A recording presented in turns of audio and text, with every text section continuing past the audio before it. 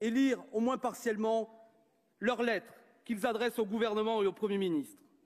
Je les lis en ne cherchant pas à m'autoproclamer comme étant ni leur porte-parole, ni leur représentant, ni d'une quelconque manière leur dirigeant, mais tout simplement comme un député qui veut leur donner la parole et qui souhaite faire entendre dans cet hémicycle la voix de ces gilets jaunes de la Seine-Saint-Denis et de Montreuil et de Bagnolet. Ils disent « Nous sommes les gilets jaunes de la Seine-Saint-Denis. Nous sommes ceux et celles qui ont été nommés sans dents, feignants, rien, gaulois réfractaires et bien d'autres noms d'oiseaux. Nous sommes de ceux qui se sentent méprisés par une caste qui a plus d'argent que plusieurs générations ne pourront épuiser, qui ignore ce qui fait notre quotidien, le prix d'une baguette, le ticket de métro, un forfait téléphonique de base, un loyer et j'oserais rajouter le montant du SMIC.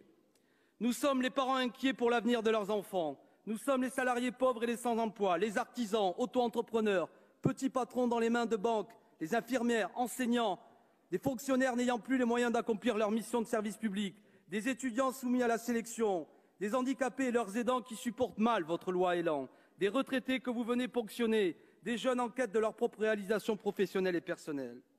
Nous sommes soutenus, paraît-il, selon les sondages, par 84% de nos concitoyens. Nous sommes cette France en colère. Vous ne nous culpabiliserez pas avec l'avenir de la planète, parce que c'est nous qui souffrons les premiers de la catastrophe écologique en mangeant des aliments de mauvaise qualité, car que nous n'avons pas les moyens de nous offrir d'autres.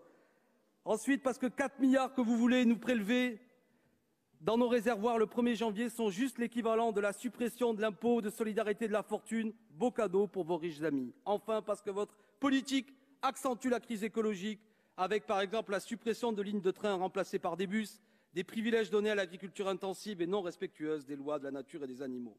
Vous ne nous culpabiliserez pas avec les actes de destruction commis en même temps que nos manifestations. Bien entendu, nous désapprouvons cette violence et ces actes de vandalisme. Mais nous aimerions constater autant d'indignation devant la violence sociale. Nos revendications sont multiples, nous ouvrons des cahiers de doléances. Elles sont principalement de deux ordres. Le pouvoir d'achat. Nous vous demandons la revalorisation des salaires, des retraites, des minima, ainsi que des prestations qui sont liées, de nous libérer des papiers administratifs payants. Nous exigeons que vous reveniez sur votre taxe des produits pétroliers. Nous exigeons 0 SDF. Et nous voulons, dès janvier, que vous augmentiez le SMIC de 200 € net dans le privé et le public. Deuxièmement, le respect du peuple, en redonnant du sens à notre République, en ne laissant plus en place des élus désintéressés, en pratiquant l'écoute de nos concitoyens. Nous avons besoin d'une assemblée citoyenne, constituée, pourquoi pas, par tirage au sort pour délibérer aux côtés de l'Assemblée nationale. Monsieur le Premier ministre, nous connaissons notre histoire et nous pensons être à un tournant. La crise démocratique que nous traversons est grave. Si votre gouvernement n'en prend pas la mesure, il ne serait pas illégitime que le peuple ait à nouveau la parole.